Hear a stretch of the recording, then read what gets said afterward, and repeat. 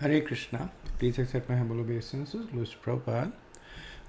So today we will start on the third chapter of the Bhagavad-gita, which is titled Karma Yoga. And just to establish a little bit of context, that the second chapter was a summation of some of the main points that Krishna was going to develop or will be developing in the Bhagavad-gita. So he spoke about Sankhya, Gyan, which is nature of the soul. He spoke about Karma-kand, performing fruitive activities. He spoke about Nishkam Karma, which is acting without desires. Spoke a little bit about Bhakti, gave a glimpse of Gyan, and concluded with a description of Sthita Pragya, one who is situated in self, one who is has realization of the soul. And as we had mentioned, that the second chapter is essentially a summation of the Bhagavad Gita. Now we'll see the various topics that were touched in the second chapter being expanded.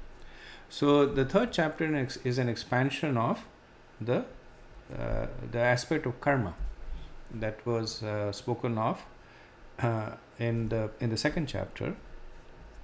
And Krishna here will talk about both Karma-kand, which is Sakam Karma, working with fruitive desires, and Nishkam Karma. And he will also speak about the external and internal consciousness, of how as an apparent Sakam Karmi would actually be Nishkam internally. So we'll start with the first verse of the third chapter. Arjun vacha jayase chet karmanaste mata buddhir janardana tatakrim karmani ghore mam niyojayase keshava. Arjun said, O Janardhan, O Keshav, why do you want to engage me in this ghastly warfare?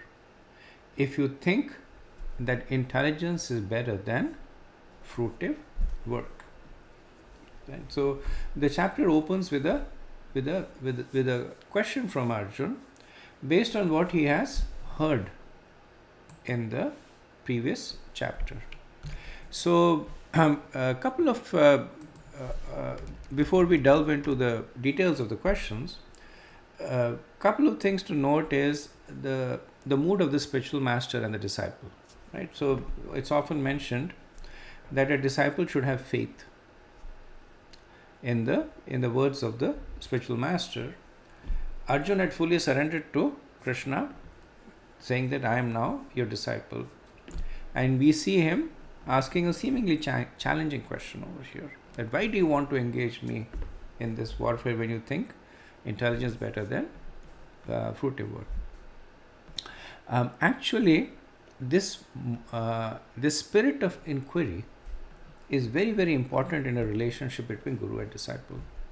It is said that one's spiritual life begins with the process of inquiry, right? Atato Brahma Jagyasa. So, where is this inquiry directed to? And it is directed to the scriptures, directed to the sadhu, but most importantly, it is directed to the spiritual master.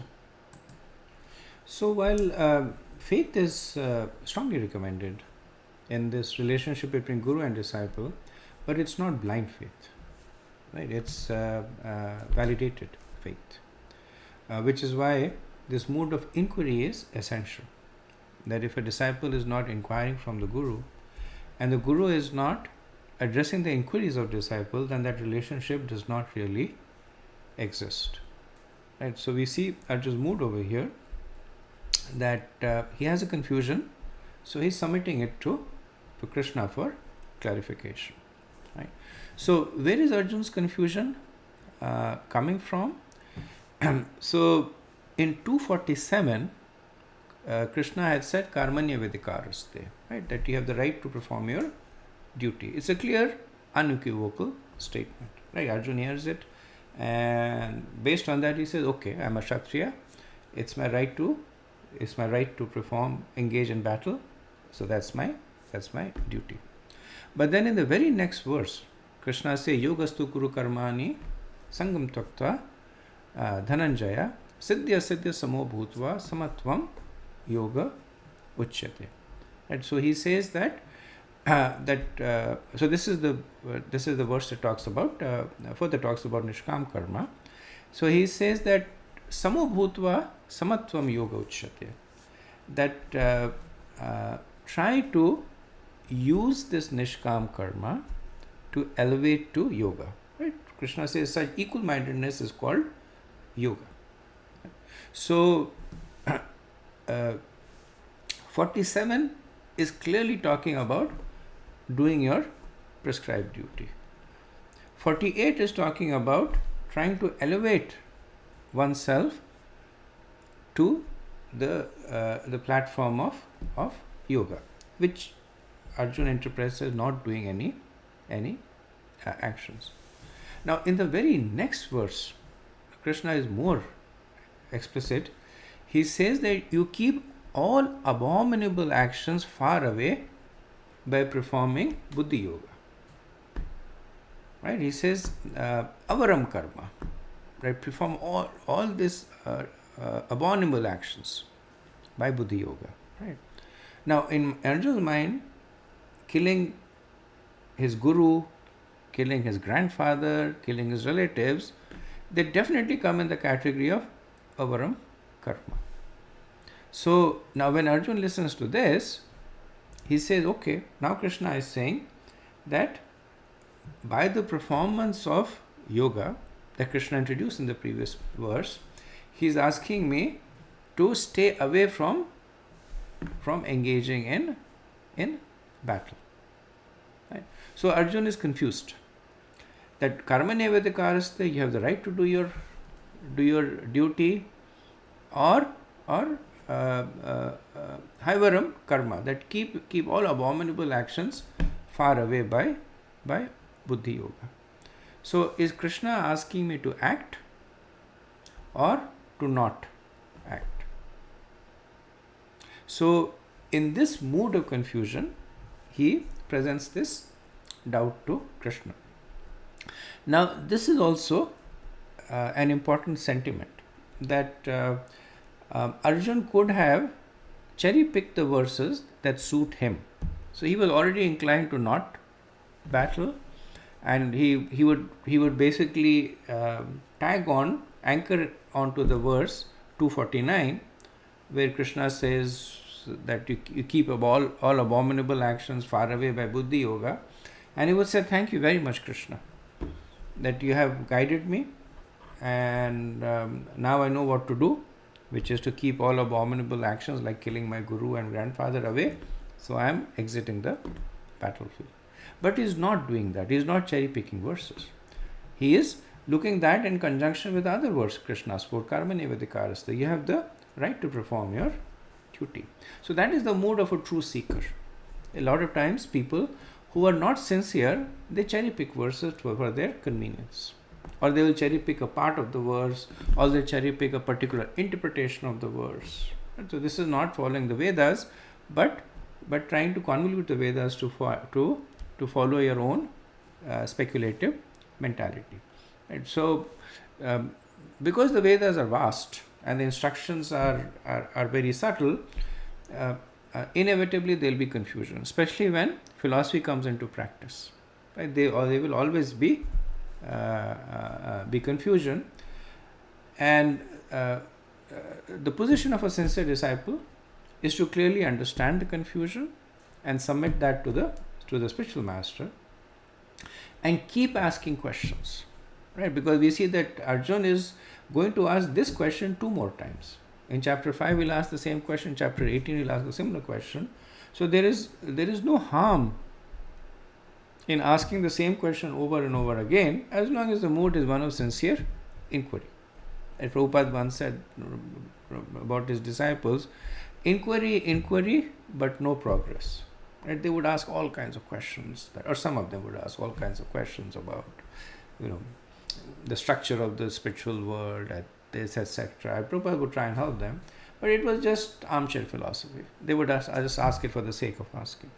And the mood in asking questions is that it should clarify the practice. The disciple should ask it in the mood that by the answer that I get, it should help me improve my spiritual practice. And that's the mood in which Arjuna is asking. And the position of the Guru is also clarified. The Krishna is patiently answering all the questions of Arjuna, even though they seem to be repetitive. Right? And in the end, again, he says, when he speaks the whole Bhagavad-gita, he says that if you want, I can speak it again. If you have still any questions, I'm willing to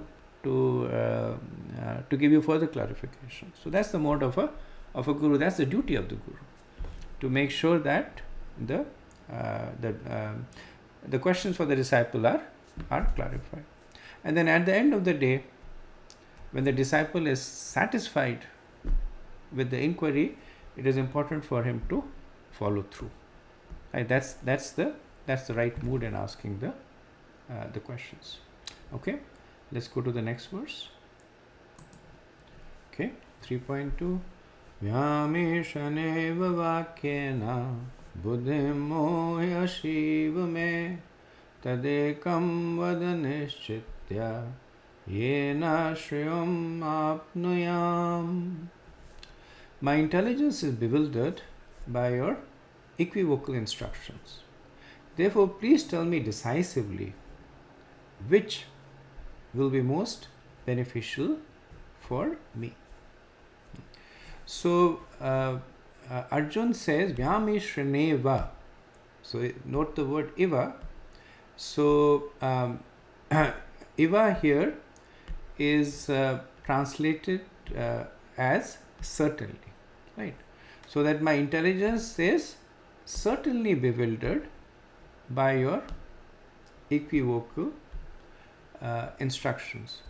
Now, Iva also means apparently. Like so, like in the second chapter, when Krishna says it says that as if smiling, right? The word Iva is used, so Iva Prahasan, that as if he was smiling. So Arjun is also acknowledging the fact that your instructions are not really equivocal, but they appear to be equivocal to me. And what is the result of it? Buddhi moya shiva me. So he says that I am confused. Right? So you see the mood of the disciple. He is not saying to the Guru that you are confusing. You don't know what you're talking about. Right? He's taking the ownership of the confusion on himself. That because of my limited understanding, because of my limited intelligence, I am not able to understand your apparently contradictory instructions. And what are the contradiction? He spoke about it in the previous work. That you seem to be glorifying work, karma, but then you also seem to be glorifying giving up karma. So by this, my intelligence is bewildered. Right? So let's see how Krishna will address this. Verse 3. Sri Bhagavan Vacha Lokesmin Vividanistha Pura Prokta Mayanaga Gyan Yogena Sankhyanam Karma Yogena Yoginam. The Supreme Personality of Godhead said, O sinless Arjun, I have already explained that there are two classes of men who try to realize the self. Some are inclined to understand it by empirical philosophical speculation, and others by devotional service. So, Krishna's response to Arjun's question is first a summation of the answer, and then he will expand on it. Now, one point to be noted here is that Krishna addresses Arjun as Mayanaga. That Anaga means sinless one. right? And Maya means by me. So Anaga is also a term of endearment, right? So Krishna is by using this very affectionate term of endearment, he is assuring Arjun that don't be worried about asking me questions, asking me to clarify, right? So Arjun may have asked this question, but internally he may be in a little bit of a quandary that maybe Krishna will get upset at me, that why am I saying that your instructions are equivocal, why am I saying that I don't understand what you're speaking. But right off the bat, Krishna assures him by using this term of endearment that, my dear Arjun, oh sinless Arjun, right? So he's assuring Arjun that he is not committing any sins of Guru Avigya. One of the, as you know, in chanting, one of the sins is Guru Avigya, which is neglecting the orders of the spiritual master, or Guru Aprad. It's considered to be very very detrimental to one's spiritual progress. So he's saying, "O sinless one," which means you haven't committed any sin in asking this question, right? So after having assured Arjun, now Krishna he gives the response that I have not given you two alternate processes. I have given you one process which has different milestones in it, which are followed by people with different levels of maturity. Right? If supposing somebody is using the GPS to navigate, then the GPS might say go straight until you hit this tree. You come across this tree, then take a right until you come across this building and take a left, right? Now somebody might say that, what is the GPS saying? Should I take a right or should I take a left? Should I look for a tree or should I look for a building? But essentially what the GPS is saying is, first go, look for a tree, turn right, look for a building, turn left. And essentially that is the interrelationship between karma and jnana. That while the person has material desires, the person engages in action. Through the performance of that action, the desires are purified and the person becomes free of desires. Then the person engages in the pursuit of knowledge. So they are not alternates, but they are successive stages in the same path. Srila Prabhupada in the purport, he comments on a practical application of this of practice and philosophy, right? So he says that both the yogas are interdependent, just like religion and philosophy, right? So he's using the analogy of religion and philosophy. Religion without philosophy is sentiment or sometimes fanaticism, while philosophy without religion is mental speculation. Right? And this is a very profound statement that Srila Prabhupada makes. So what is religion? Religion is the performing of rituals. You do certain things. And if one is simply performing the rituals without understanding why they are being performed, then it's just sentiment. Right? In India, it's common that people have so many rituals that they perform, but when they are asked that why are you performing it, where does this come from, who is benefiting from it, what is the purpose of it, most of the time the answer is, I'm doing it because it's being done in my family since generations, I'm doing it because my neighbor was doing it, or whatever reason they will say, but it is rarely anchored in a strong understanding. Right? So that's why Prabhupada said religion without philosophy is either sentiment or fanaticism. When does it become fanaticism? When you become too much attached to the external performance of the rituals.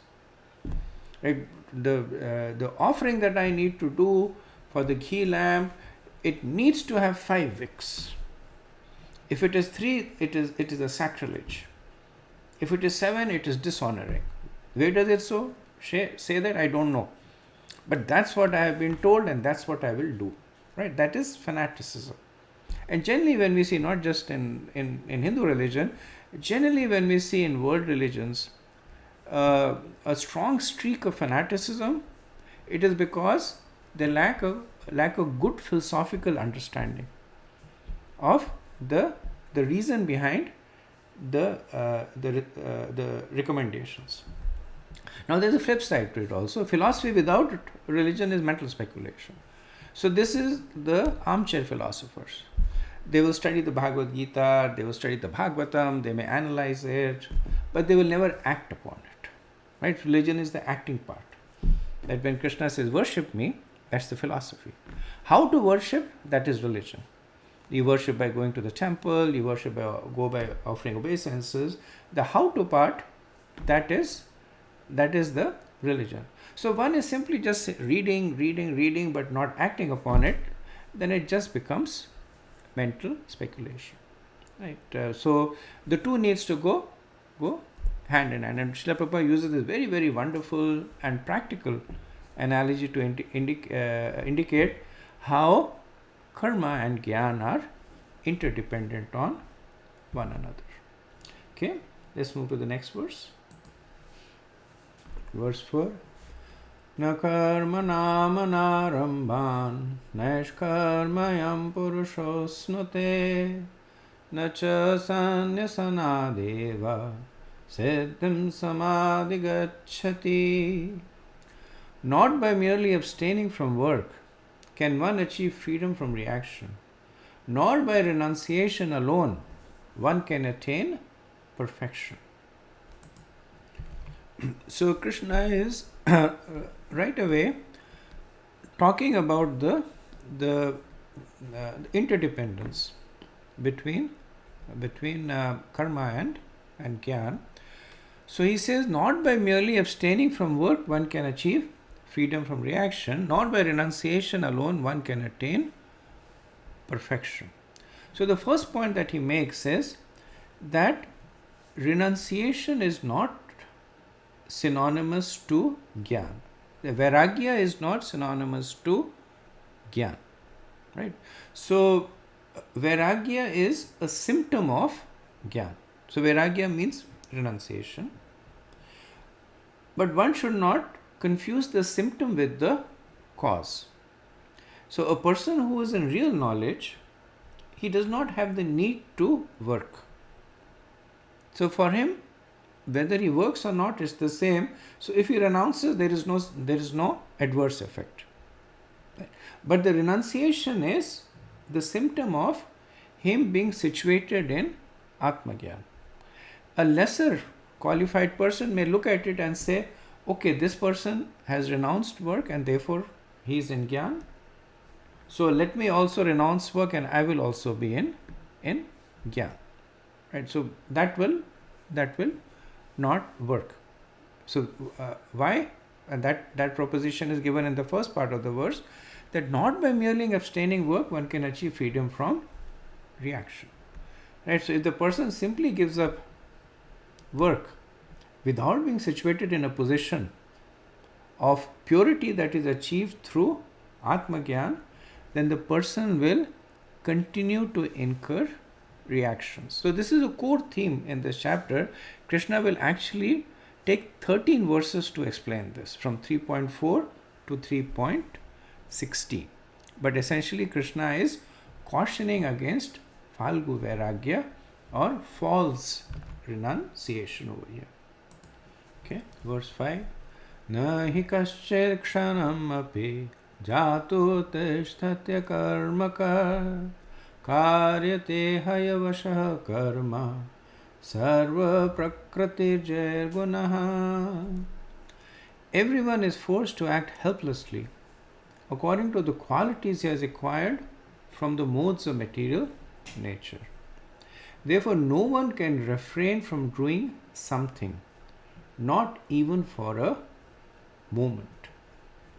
So we see that Krishna uses many universal constructs over here, right? So he says everyone is forced to act according to their nature. No one can refrain from doing something, not even for a moment, right? Now, contextually, Krishna is talking about those who are conditioned. Now, this everyone cannot obviously include the pure devotees, cannot include the liberated souls. So, contextually, it's already established that he's talking about the conditioned souls. But when this thing is applied to the realm of the conditioned soul, then the construct is universal. He's saying everyone. So, everyone who is conditioned is forced to act helplessly according to their nature. Right? The modes essentially determine one's nature. Therefore, no one, not a single conditioned soul, can refrain from doing something even for a moment. Right? So this is this is a blanket statement that Krishna is making to emphasize that as long as one is conditioned, one will be forced to act according to the nature at every point of time. So sometimes there are those so-called pseudo spiritualists who will give you access to through breathing exercise or through something, and they will say, okay, you have temporary realization. Right? They'll say you breathe, and as you breathe, you will see a light, and you have realized the Brahman, but only for a few minutes, and then after that you're back to your normal self, and then you come for the next class, pay some more money, you see a little bit more of Brahman.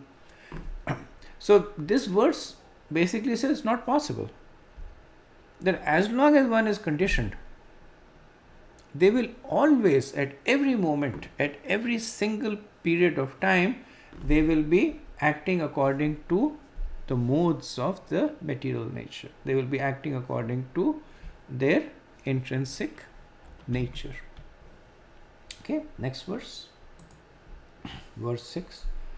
Karmendriyani samyamya yasate manasa smaran indriyarthan vimudhatma mithyachara sauchyate.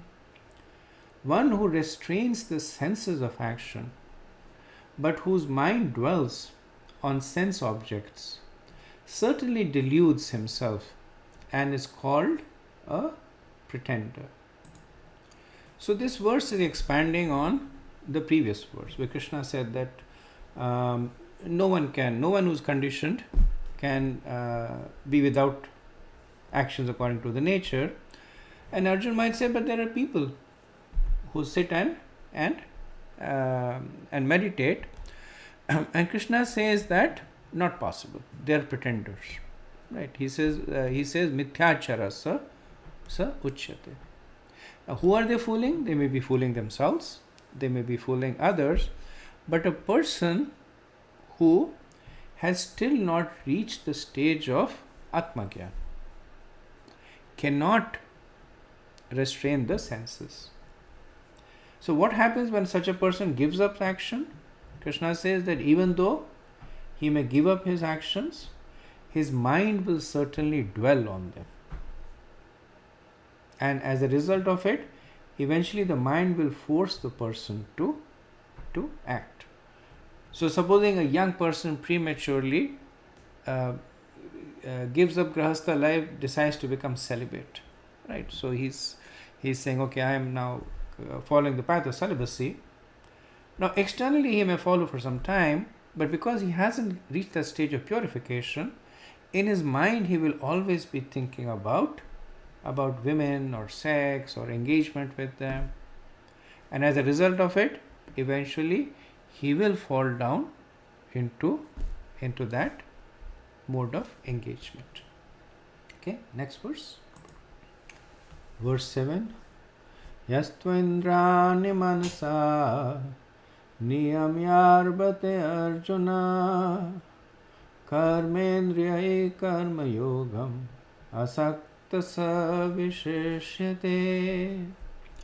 On the other hand, if a sincere person tries to control the active senses by the mind and begins karma yoga in Krishna consciousness without attachment, he is by far superior.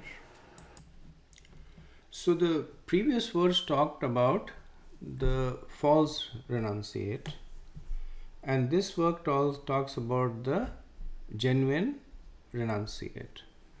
So what is the situation of such a person? That the person will